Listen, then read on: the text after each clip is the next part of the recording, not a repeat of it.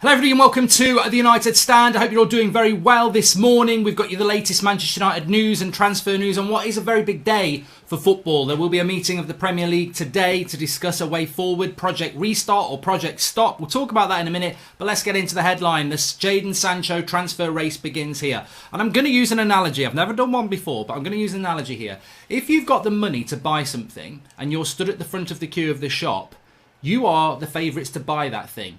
But the longer that shop is shut, the more likely other people are going to get in that queue. And when the door opens, they might push in front of you. And this is the situation we may face with Jadon Sancho.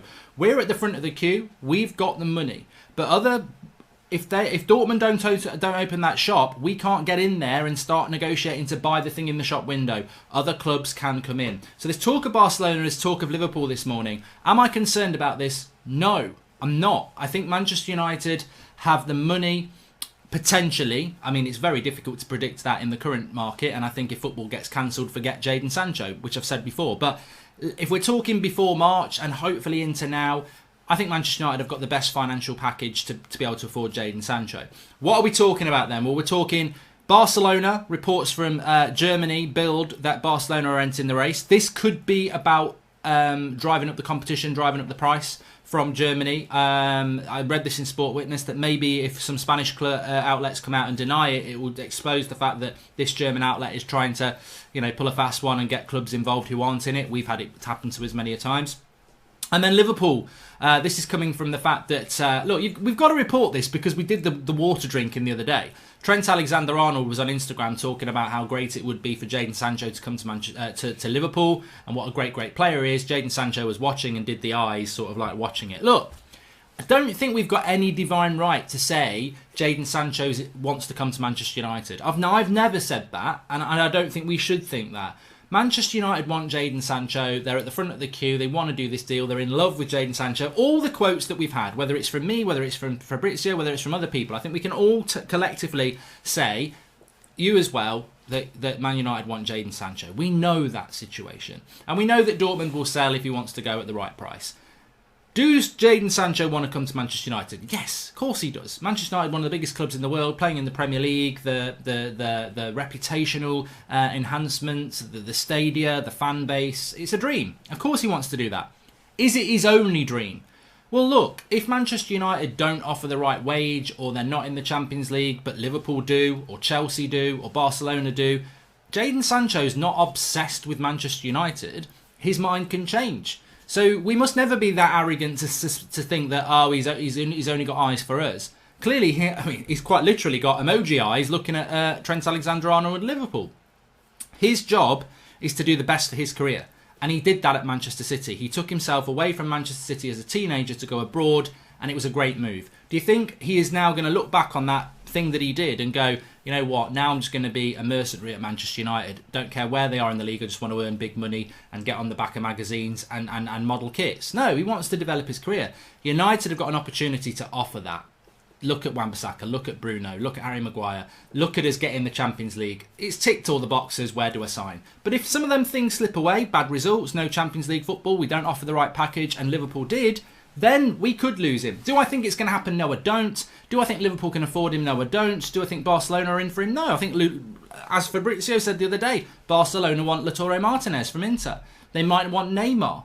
They're not going to be able to afford Sancho in this market. Do I think Real Madrid want? I think Real Madrid are more likely, but I think Real Madrid probably want Pogba. So, and maybe somebody else. I think United are the only viable option with Chelsea that want Jadon Sancho. And in a straight fight between us and him and them, I think we will get him. But we must never be arrogant to say, we want him, fact.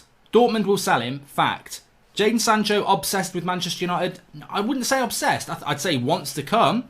But I wouldn't never be surprised if he went, well, look, they're not in the Champions League. I don't really like that offer. I'm going somewhere else. I think that's possible. But I still think massively favourable that he'll come to Manchester United. I want to talk about Werner. I want to talk about another centre-back. But I also want to talk about this Premier League restart thing today. It really is dividing opinion. And we have got a show at lunchtime with Chris from Red Men TV, who's a Liverpool fan, which I think is going to be really interesting, even though you're probably going to disagree with what a lot he's got to say.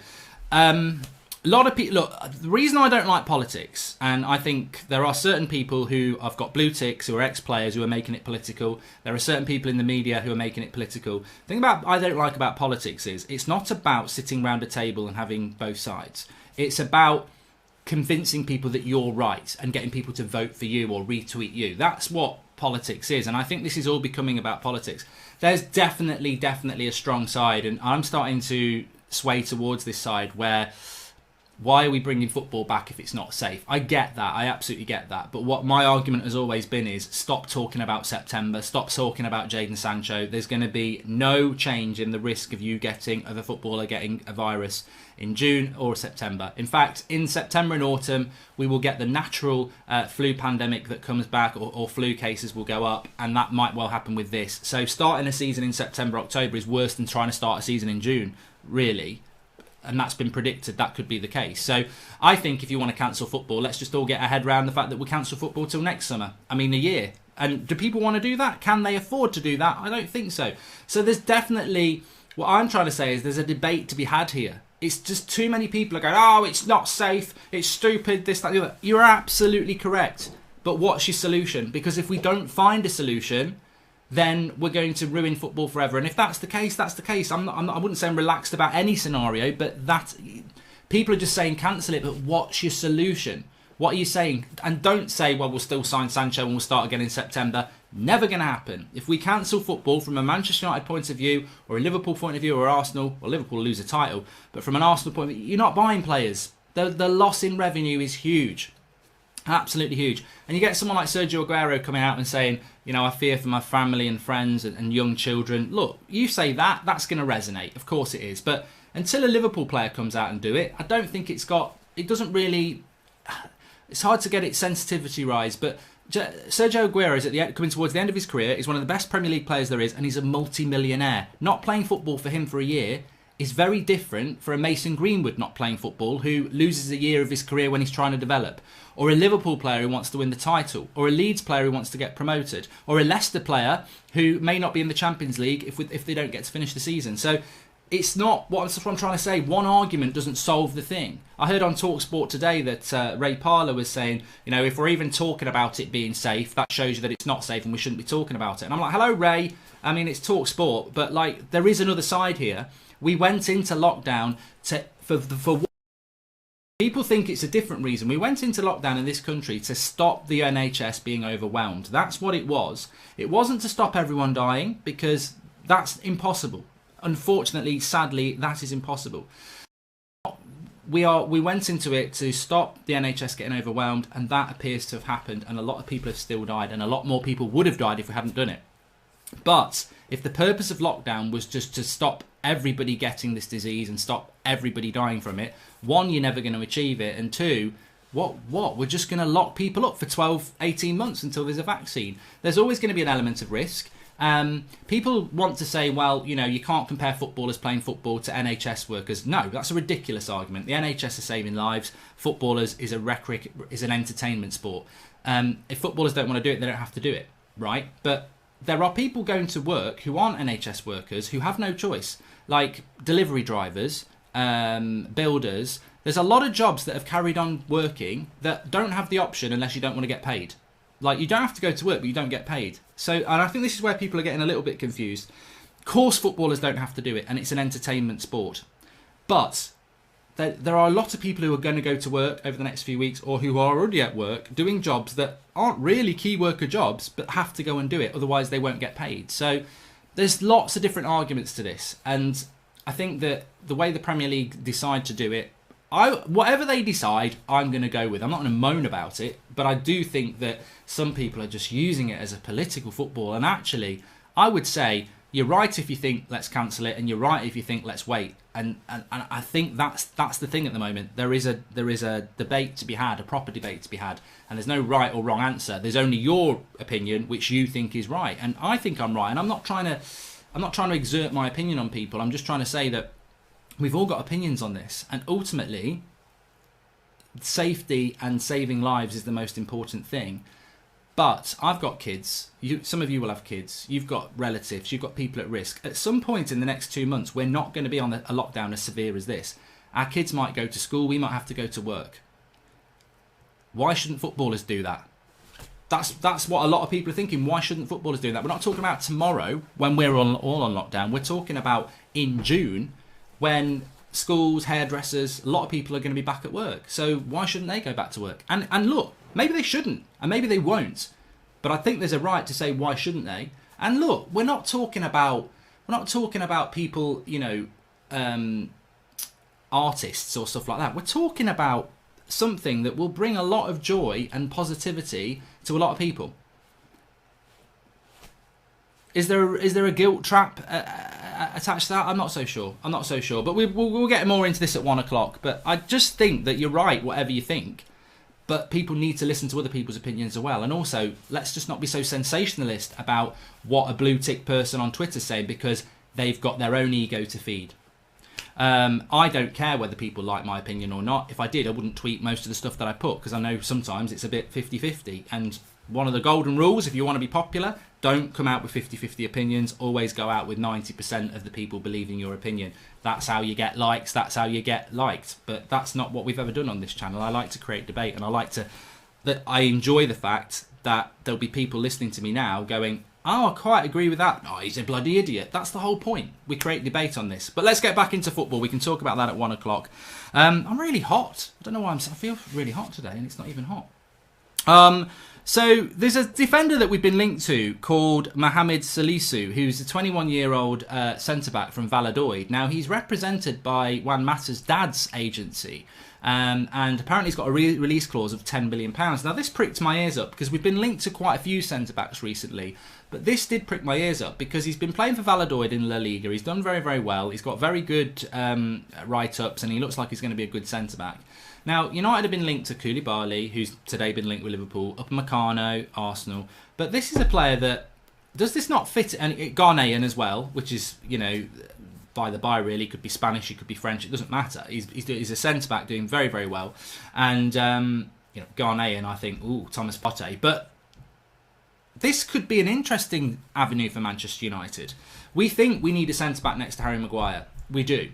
But does that centre-back need to be Koulibaly? Does it need to be Upamecano? Could it not be someone like a Salisu from Valladolid, who's 21 and got potential and comes into the club and takes a step up and is reasonably priced?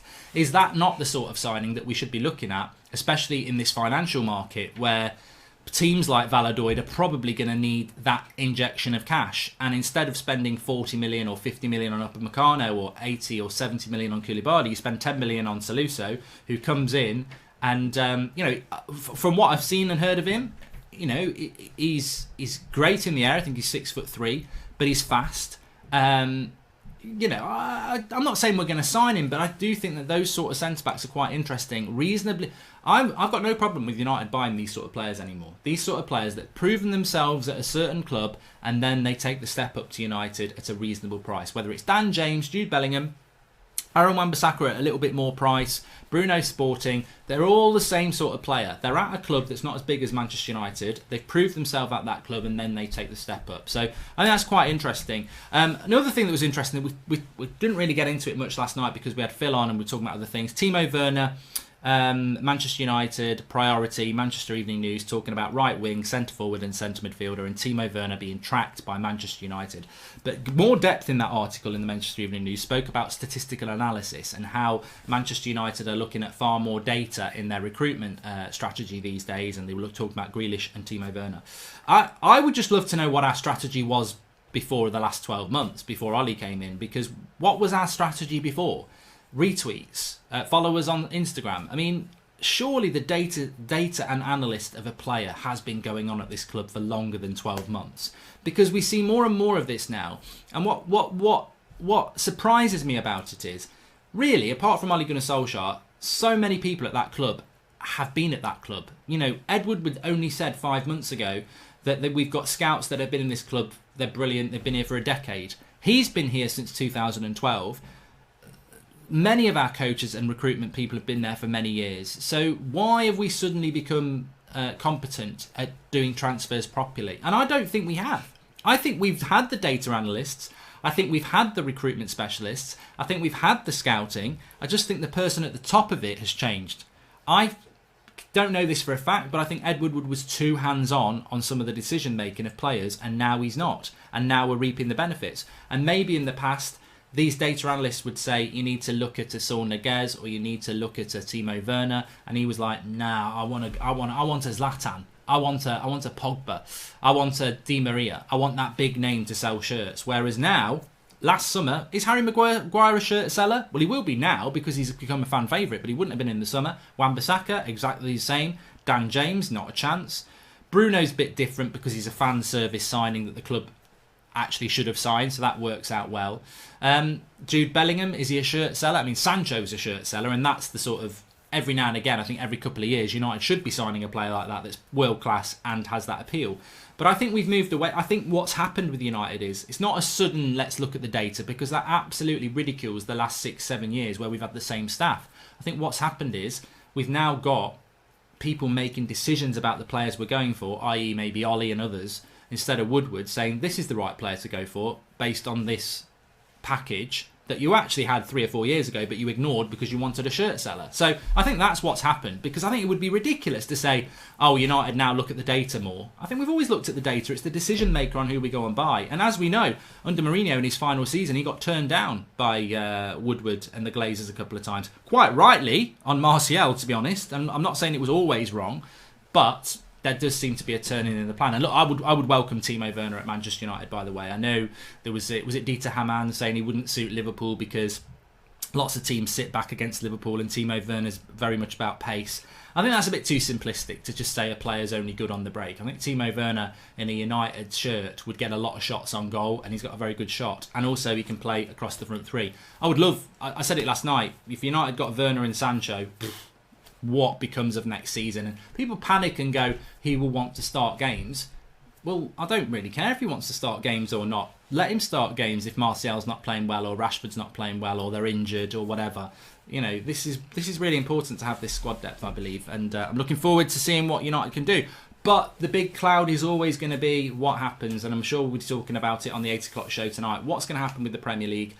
I don't know. I think if it gets cancelled, we may as well forget transfers. I just don't see how you can afford to buy any player when you lose hundreds of millions of pounds, and that will be the same for everybody. So, look, if you want signings, you pretty much need this season to be completed whenever it happens. If you don't want signings, then, season cancelled. But it's not that simple, is it? Because actually, some people want it to be cancelled because of the risk to life. Some people want it to be cancelled because they want Liverpool not to win the league. Some people want it to go ahead because they feel that that we should do it, and it means a better future for Manchester United. And I don't, as I've said before, I don't care if we come back and return and do this in March next year. I just think we should do it. But if we don't have football for a year, we forget the lower 3 tiers in English football. They'll be gone. They won't exist anymore. So big decisions to be made, grown-up decisions to be had. And I think, unfortunately, it's become a political football now where angry people on one side, angry people on the other. And actually, to solve a problem, people need to come together and talk it out properly instead of being, this shouldn't happen, this should happen. This is a grown-up conversation. It shouldn't be political. And in a political debate, people vote for one or vote for the other. We need solutions. We don't need people voting for one or the other. We need people talking together to find a solution. Thanks everyone for watching. I'll be back at 1 o'clock with the Liverpool fan. Let's see what he's got to say and the latest news. Subscribe if you're new. Smash a like. Have a great day. And don't worry about Barcelona or Real Madrid or Liverpool signing Sancho. If we can get this deal done and get this season completed, I think we will get Jadon Sancho. If we don't, I don't think anyone's going anywhere. Speak to you soon.